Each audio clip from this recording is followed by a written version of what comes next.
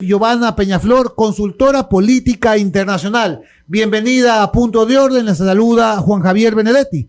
Entiendo, magíster, que usted dirigió un estudio de opinión realizado hace poco en Ecuador. ¿En qué consistió este trabajo de campo?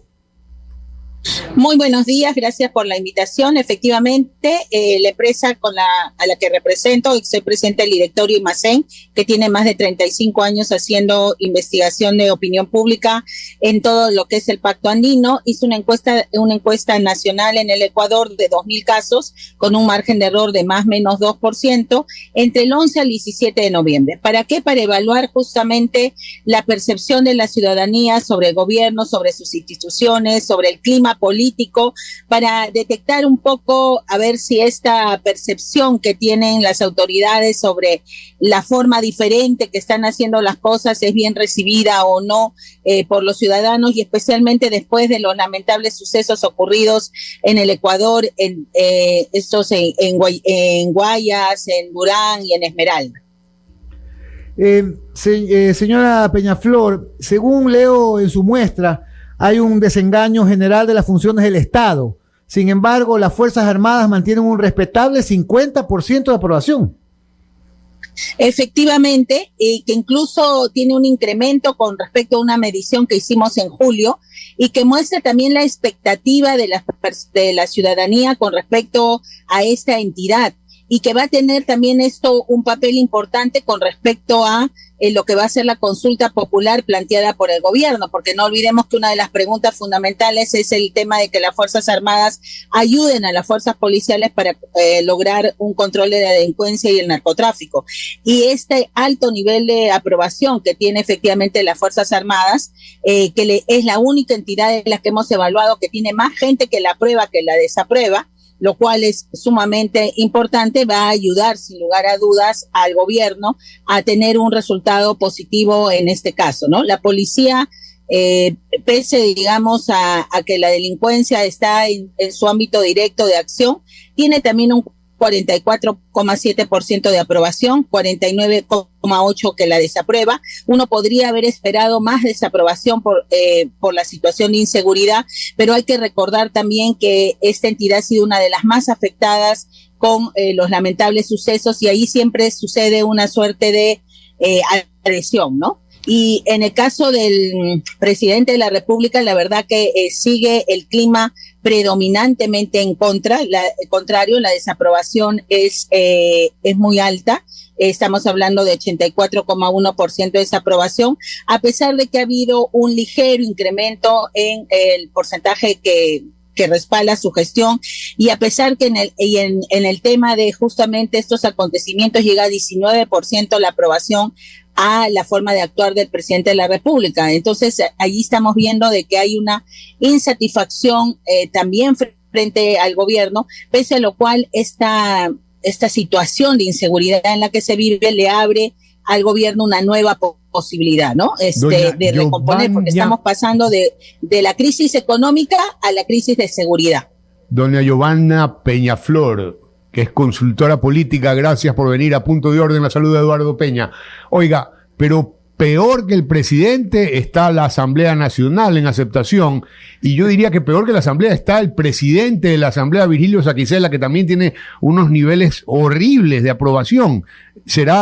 ¿Cuál es la explicación de que la Asamblea y su presidente anden por las patas de los caballos en términos de aceptación ciudadana?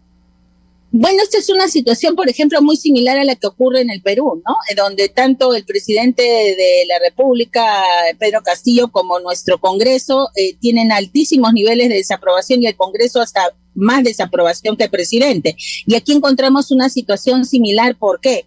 Porque la Asamblea, el presidente e incluso las fuerzas representadas en la Asamblea no están captando el espacio opositor. O sea, el espacio de la insatisfacción, ese espacio está vacío, y uno lo ve cuando pregunta si cree que hay personas que puedan hacerse cargo hoy día de la presidencia de la República, y el único personaje que aparece es Rafael Correa, y después la nada. Y aparece Rafael Correa con un 36% aproximadamente entre quienes piensan que hay alguien, porque también hay un grueso sector que dice no hay nadie que asuma la presidencia, y es esta falta de liderazgo lo que puede llamar a la renovación, pero también a la aparición de tendencias autoritarias, porque hoy día, por ejemplo, ha aumentado el porcentaje de gente que agarra y dice, ¿no es cierto?, que para combatir a la delincuencia no es posible hacerlo respetando los derechos humanos, o que se siente más dispuesta a creer que es bueno un gobierno de tinte autoritario. Entonces hay que tener cuidado con estos climas de opinión, porque finalmente uno puede terminar siendo ya no el tema entre de derecha, izquierda o centro o lo que fuera, sino entre regímenes democráticos y autoritarios, lo cual sería una pena para nuestra región y obviamente para Ecuador. Es que eventualmente lo que también se podría interpretar estos estudios como que la gente quiere una posición quizá más autoritaria del mismo presidente Lasso, que hasta ahora se ha portado pues bastante, digamos, democrático, si se quiere, ha transado, mire las mesas de diálogo, ha cedido con los indígenas, y a las finales la gente dice, bueno, sí, pero yo prefiero más autoritario. ¿No le parece? Yo creo que sí, cuando hablaba de la oportunidad o la apertura de un cambio en el escenario para el gobierno, efectivamente, es cierto que cuando la gente aumenta muchísimo, como ha sido en este caso la preocupación por la delincuencia, casi 20 puntos en relación a la medición en julio en cuanto a principal problema, y la aparición del narcotráfico específicamente, que en la medición de julio aparecía con alrededor de 3% y hoy día aparece con más de 25% en total de menciones, es lógico que aparezca esta demanda de más fuerza, ¿no? Ahora, no es una fuerza contra la persona que vende en la calle, ¿no es cierto? Ni siquiera con el ladronzuelo de poca monta, sino se puede generar una demanda muy fuerte de mano dura, y que le puede dar al presidente la posibilidad de recomponerse, ¿no? Y a la oposición le va a plantear, digamos, el problema de cómo pararse frente a una situación complicada para el país y a la vez definir una nueva posición frente al presidente Lasso. Pero eso requiere decisión de parte del gobierno, ¿no? Decisión para tomar medidas, para tomar acciones, decisión para ejecutarlas, y también no descuidar el tema económico, ¿no? Y allí hay temas pendientes como el acuerdo de libre comercio con la China, por ejemplo. Giovanna Peñafiel, estamos conversando con Giovanna Peñafiel, son las 9:11 de la mañana. Peñaflor. A propósito, Giovanna Peñaflor, perdón. A propósito, sí. Uruguay y Corea siguen 0-0 minutos 54. Giovanna, yo leí su estudio y cuando analizaba la pregunta de cuánto cree la gente en el gobierno, que usted ya lo adelantó que tiene una credibilidad baja, pero cuando se profundiza en la razón, los que tienen o votan en contra de la imagen del gobierno, el 42% es porque cree que no ha hecho nada, según su propio estudio, ¿no es cierto? ¿No cree usted que pasa esa baja en la imagen, pasa también mucho por una falla comunicacional de qué es lo que está haciendo el gobierno en las distintas áreas, de tal forma que pueda darle a la ciudadanía mayor información para bajar ese índice? Porque es de largo la mayor causa cuando le preguntan por qué no creen el desempeño del presidente, es contundente, no ha hecho nada, y me da la impresión a mí de que hay un grave problema de comunicación. ¿Cuál es su opinión, Giovanna?